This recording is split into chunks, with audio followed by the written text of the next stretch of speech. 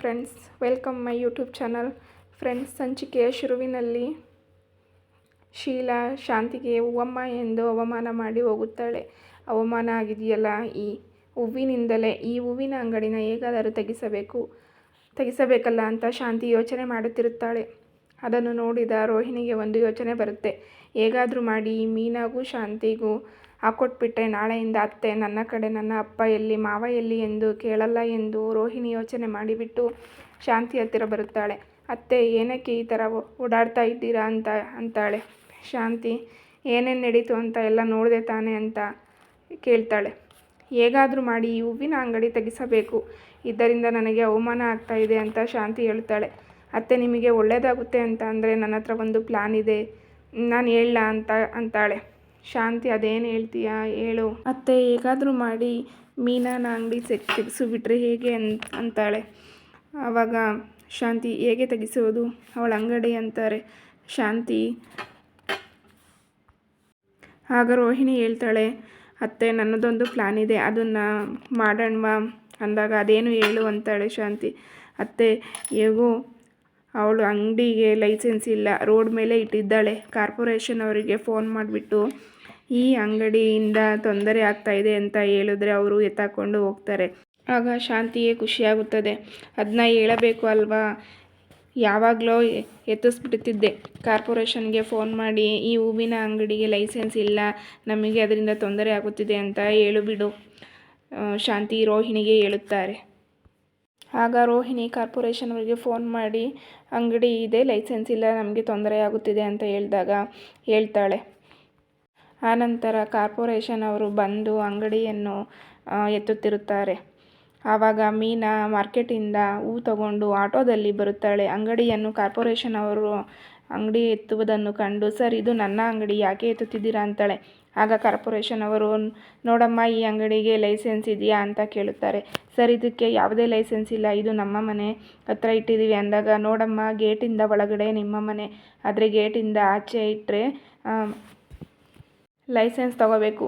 ನೀವು without licence ಇಟ್ಟಿದ್ದೀರಾ, ಯಾರ permission ತೊಗೊಂಡು ಇಟ್ಟಿದ್ದೀರಾ ಅಂತ ಕೇಳಿದಾಗ, ಸರ್, ಅದನ್ನು ನಮಗೆ ಗೊತ್ತಿರಲಿಲ್ಲ ಸರ್, ಈಗ ಲೈಸೆನ್ಸ್ ತಗೊಳ್ತೀವಿ ಅಂತ ಹೇಳ್ತಾಳೆ ಮೀನಾ. ಆಗ ಕಾರ್ಪೊರೇಷನ್ ಅವರು, ಇಲ್ಲಮ್ಮ, ಈಗ ಲೈಸೆನ್ಸ್ ಇಲ್ವಲ್ಲ, ತಗೊಂಡು ಹೋಗ್ತೀವಿ ಎಂದು ಗಾಡಿಗೆ ಹಾಕ್ತಿರ್ತಾರೆ. ಆಗ ಮೇಲಿಂದ ರೋಹಿಣಿ ಮತ್ತು ಶಾಂತಿ ಇಬ್ಬರು ಖುಷಿಯಾಗಿ ನಗಾಡ್ತಾ ನಿಂತಿರ್ತಾರೆ. ಶಾಂತಿ ಹೇಳ್ತಾಳೆ, ನೋಡು, ಇನ್ನು ಮುಂದೆ ಮೀನಾ ನನಗೆ ಎಷ್ಟು ಭಯ ಪಟ್ಕೊಂಡಿರ್ತಾಳೆ ಅಂತ ಹೇಳ್ತಾಳೆ ಶಾಂತಿ. ಆಗ ರೋಹಿಣಿ ಮತ್ತೆ ನಗ್ತಾ ಇರ್ತಾಳೆ. ಕೆಳಗಡೆ ನೋಡಿದ್ರೆ ಮೀನಾ ತುಂಬಾ ಗೋಳಾಡ್ತಿರ್ತಾಳೆ. ಸರ್, ಬಿಟ್ಬಿಡಿ, ನಿಮ್ಮ ಕಾಲಿಗೆ ಬೇಕಾದರೂ ಬೀಳ್ತೀನಿ, ನಮ್ಮ ಅಂಗಡಿನ ನಮ್ಮ ಯಜಮಾನರು ತುಂಬ ಕಷ್ಟಪಟ್ಟು ಈ ಅಂಗಡಿನ ಮಾಡಿಕೊಟ್ಟಿದ್ದಾರೆ ಅಂತ ಹೇಳ್ತಾ ಬಿಟ್ಬಿಡಿ ಅಂತ ಕೇಳ್ಕೊತಿರ್ತಾಳೆ.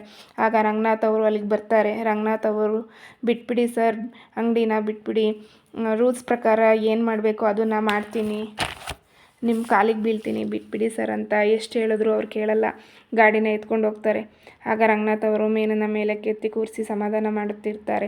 ನೋಡಮ್ಮ ಮೀನಾ, ಅದೇನಾಗುತ್ತೋ ಫೈನ್ ಕಟ್ಟಿ ಬಿಡಿಸ್ಕೊಂಡು ಬರೋಣ, ಸುಮ್ಮನಿರು, ಯೋಚನೆ ಮಾಡಬೇಡ ಎಂದು ಹೇಳಿ ಹೇಗೋ ಸಮಾಧಾನ ಮಾಡಿ ಕರ್ಕೊಂಡು ಬರುತ್ತಾರೆ. ಆಟೋದವರು, ಮೇಡಮ್ ತಗೊಳ್ಳಿ ಹೂವು. ಆಟೋದವರು ಹೂಗಳನ್ನು ಬ್ಯಾಗ್ಗಳನ್ನು ಕೊಟ್ಟು ಹೋಗ್ತಾರೆ. ಅದನ್ನು ನೋಡಿ ಮೀನಾ ತುಂಬಾ ಅಳ್ತಾ ಒಳಗಡೆ ಹೋಗ್ತಾಳೆ. ಆಗ ಆಚೆ ಶಾಂತಿ ಮತ್ತು ರೋಹಿಣಿ ಇಬ್ಬರು ಕೂಡ ಗೇಟ್ ಹತ್ತಿರ ಬರುತ್ತಾರೆ. ಗೇಟ್ ಹತ್ತಿರ ಬಂದು ಅಂಗಡಿನ ಎತ್ಕೊಂಡು ಹೋಗುತ್ತಿರೋದನ್ನು ನೋಡಿ ಖುಷಿ ಪಡುತ್ತಾರೆ. ರಂಗನಾಥ್ ಅವರು ಇಬ್ಬರನ್ನು ಮುಖಾನ ನೋಡಿಬಿಟ್ಟು, ಅಲ್ಲ ಕಣೆ, ಅಂಗಡಿ ಎತ್ಕೊಂಡು ಹೋಗ್ತಾ ಇದ್ದಾರೆ, ಒಂದು ಚೂರು ನಿಲ್ಲಿಸ್ಬೇಕು ಅಂತ ಗೊತ್ತಾಗ್ಲಿಲ್ವಾ, ನಾಯಿ ಬುದ್ಧಿನ ಅಂತ ರಂಗನಾಥ್ ಅವರು ಬೈತಾರೆ. ಆಗ ಶಾಂತಿ ಹೇಳ್ತಾಳೆ, ಯಾಕ್ರಿ ನನ್ನ ಬೈತೀರಾ, ನಾನು ಅವತ್ತೇ ಹೇಳಿಲ್ವಾ ಅಂಗಡಿ ಬೇಡ ಅಂತ, ಎಲ್ಲಿ ನನ್ನ ಮಾತು ಕೇಳ್ತೀರಾ ನೀವೆಲ್ಲ, ಆಗಲಿ ಬಿಡಿ, ಹೋಗಲಿ, ತೊಗೊಂಡು ಹೋಗಲಿ, ಗೊತ್ತಾಗುತ್ತೆ ಅಂತ ಬೈತಾಳೆ. ಬೈದ್ಬಿಟ್ಟು ರೋಹಿಣಿ ಶಾಂತಿ ಇಬ್ಬರು ಕೂಡ ಒಳಗಡೆ ಹೋಗ್ತಾರೆ. ಸೂರ್ಯ ಬಂದು ಕಾರ್ ನಿಲ್ಲಿಸ್ಬಿಟ್ಟು, ಮಾಮೂಲಿ ಹೆಂಗೆ ನಿಲ್ಲಿಸ್ತಾನೋ ಹಾಗೆ ಕಾರ್ ನಿಲ್ಲಿಸ್ಬಿಟ್ಟು ಬರುವಾಗ ಗೇಟ್ ಹತ್ತಿರ ಅಂಗಡಿ ಕಾಣಿಸ್ತಾ ಇರಲ್ಲ. ಆಗ ಎಲ್ಲೋಯ್ತು ಅಂಗಡಿ ಅಂತ ಒಳಗಡೆ ಬಂದು ಕೇಳಿದಾಗ ಮೀನಾ ಅಳ್ತಾ ಬಂದುಬಿಟ್ಟು, ರೀ, ನಮ್ಮ ಅಂಗಡಿ ಇಲ್ಲ ರೀ, ನಮ್ಮ ಅಂಗಡಿನ ತೊಗೊಂಡೋಗ್ಬಿಟ್ರು ಅಂತ ಹೇಳ್ತಾಳೆ. ಆವಾಗ ಸೂರ್ಯ, ನಮ್ಮ ಅಂಗಡಿನ ಯಾರು ತಗೊಂಡೋದ್ರು, ಅಂಗಡಿನ ಯಾರು ಎತ್ಕೊಂಡೋದ್ರು ಅಂತ ಸೂರ್ಯ ಕೇಳ್ತಾನೆ. ಮೀನಾ, ಕಾರ್ಪೊರೇಷನ್ ಅವರು ಎತ್ಕೊಂಡೋದ್ರು ಅಂತಾಳೆ. ಆಗ ಸೂರ್ಯನಿಗೆ ತುಂಬ ಕೋಪ ಬರುತ್ತೆ. ಅದು ಯಾಕೆ ಎತ್ಕೊಂಡೋದ್ರು ಅಂತ ತುಂಬಾ ಕೋಪ ಬರುತ್ತೆ. ಆಗ ರಂಗನಾಥ, ಸೂರ್ಯ, ಅದೇನೋ ಲೈಸೆನ್ಸ್ ತೊಗೋಬೇಕಂತೆ, ಅದು ಯಾರೋ ಕಂಪ್ಲೇಂಟ್ ಕೊಟ್ಟಿದ್ದಾರಂತೆ, ಇದರಿಂದ ತೊಂದರೆ ಆಗಿದೆ ಅಂತ ಯಾರೋ ಕಂಪ್ಲೇಂಟ್ ಕೊಟ್ಟಿದ್ದಾರೆ ಅಂತ ರಂಗನಾಥ್ ಹೇಳುತ್ತಾರೆ. ಆಗ ಸೂರ್ಯ, ಅದು ಯಾರಪ್ಪ ಕಂಪ್ಲೇಂಟ್ ಕೊಟ್ಟಿರೋದು? ಅಪ್ಪ ಬಾ ನಾನು ಕೇಳ್ತೀನಿ ಹೊರ್ಗಡೆ ಹೋಗ್ಬಿಟ್ಟು ಅಂತಾನೆ. ಸೂರ್ಯ, ರಂಗನಾಥ್ ಅವರು, ಬೇಡ ಮಗನೇ ಅದೆಲ್ಲ ಮಾಡಬೇಡ, ಅದು ಹೋಗಿ ನಾವು ಫೈನ್ ಕಟ್ಬಿಟ್ಟು ಇಸ್ಕೊಂಡು ಬರೋಣ ಅಂತ ಸೂರ್ಯ ಹೇಳ್ತಾನೆ. ಆಗ ಶಾಂತಿ ಮತ್ತು ರೋಹಿಣಿ ಇಬ್ಬರು ಕೂಡ ಕೂತಿರ್ತಾರೆ. ಆಗ ಸೂರ್ಯ ಶಾಂತಿ ಮುಖ ನೋಡಿಬಿಟ್ಟು, ಯಾರು ಕಂಪ್ಲೇಂಟ್ ಕೊಟ್ಟಿರೋದು ಅಂತ ನನಗೆ ಗೊತ್ತಾಗಬೇಕು, ನಾನು ಸುಮ್ಮನೆ ಬಿಡಲ್ಲ ಅಂತ ಶಾಂತಿ ರೋಹಿಣಿ ಮುಖನ ನೋಡಿಬಿಟ್ಟು ಹೇಳ್ತಾನೆ ಸೂರ್ಯ. ಆಗ ಶಾಂತಿ ಹೇಳ್ತಾಳೆ, ನಾನು ಅವತ್ತೇ ಹೇಳ್ದೆ ತಾನೇ ಅಂಗಡಿ ಇಡೋದು ಬೇಡ, ಈ ರೋಡಲ್ಲಿ ಅಂಗಡಿ ಇಡೋದು ಬೇಡ ಅಂತ. ಎಲ್ಲಿ ನನ್ನ ಮಾತು ಕೇಳ್ತೀರಾ ನೀವು ಅಂದಾಗ, ಅದೆಲ್ಲ ಆಯಿತು, ಯಾರು ಕಂಪ್ಲೇಂಟ್ ಕೊಟ್ಟಿದ್ದು ಅಂತ ಹೇಳಿ ಫಸ್ಟ್ ಅಂತಾನೆ. ಆಗ ಶಾಂತಿ, ನನಗೇನು ಗೊತ್ತು ಅಂತಾಳೆ. ಆಗ ರೋಹಿಣಿ ಮುಖ ನೋಡ್ತಾನೆ. ಆಗ ರೋಹಿಣಿ ಹೇಳ್ತಾಳೆ, ಅಲ್ಲ ಸೂರ್ಯ, ನನ್ನ ಮುಖ ಯಾಕೆ ನೋಡ್ತಾ ಇದ್ದೀರಾ? ಲೀಗಲಾಗಿ ಹೇಳಬೇಕು ಅಂತ ಅಂದರೆ ಮನೆ ಅಂಗಡಿ ಇಡಬೇಕು ರೋಡ್ನಲ್ಲಿ ಅಂದರೆ ಲೈಸೆನ್ಸ್ ತೊಗೋಬೇಕು, ಅದು ಏನು ಮಾಡಬೇಕಂದ್ರೂ ಪ್ರೊಸೀಜರ್ ಅಂತ ಇರುತ್ತೆ, ನನ್ನ ಮುಖ ನೋಡಿದ್ರೆ ಏನು ಮಾಡೋಕ್ಕಾಗುತ್ತೆ ಅಂತ ಹೇಳ್ಬಿಡ್ತಾಳೆ. ರೋಹಿಣಿ ಕೂಡ ಸೂರ್ಯನಿಗೆ ಹೇಳ್ತಾಳೆ. ಆಗ ಸೂರ್ಯ ಹೇಳ್ತಾನೆ, ಯಾರಂತ ಗೊತ್ತಾಗಬೇಕು, ಅವ್ರು ಹುಟ್ಟಲಿಲ್ಲ ಅನ್ನಿಸ್ಬಿಡ್ತೀನಿ ನಾನು, ಅವ್ರ ಕೈ ಕಾಲು ಮುರಿದು ಹಾಕ್ಬಿಡ್ತೀನಿ, ನಾನು ಕಷ್ಟಪಟ್ಟು ಅಂಗಡಿ ಇಟ್ಟಿದ್ದೀನಿ, ಯಾರಿಗದು ತೊಂದರೆ ಆಗಿರೋದು ನನಗೆ ಗೊತ್ತಾಗಬೇಕು ಅಂತಾನೆ ಸೂರ್ಯ. ಆಗ ಇಬ್ಬರು ಒಬ್ಬರ ಮುಖ ಒಬ್ಬರು ನೋಡ್ಕೊಳ್ತಾರೆ. ಶಾಂತಿ ರೋಹಿಣಿ ಆಗ ಅವರು, ಹೋಗಪ್ಪ ಹೋಗು, ಮೀನಾಗೆ ಸಮಾಧಾನ ಮಾಡು ಅಂತ ಹೇಳಿದಾಗ, ಏನ್ರಿ ಸಮಾಧಾನ, ನನಗಂತೂ ನಮ್ಮ ಅಂಗಡಿ ಹೋಯ್ತು, ಎಷ್ಟು ಕಷ್ಟಪಟ್ಟು ಮಾಡಿದ್ವಿ, ಅಂಗಡಿ ಕೂಡ ಹೋಯ್ತು ಅಂತ ಹೇಳ್ತಾಳೆ.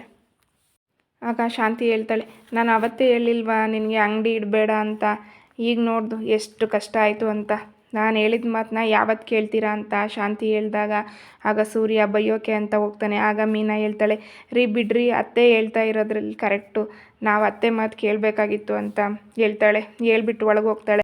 ಆಗ ರಂಗನಾಥ್ ಅವರು ಹೇಳ್ತಾರೆ, ಹೋಗಪ್ಪ ಹೋಗು, ಸಮಾಧಾನ ಮಾಡು ಮೀನಾಗೆ ಅಂತಾರೆ.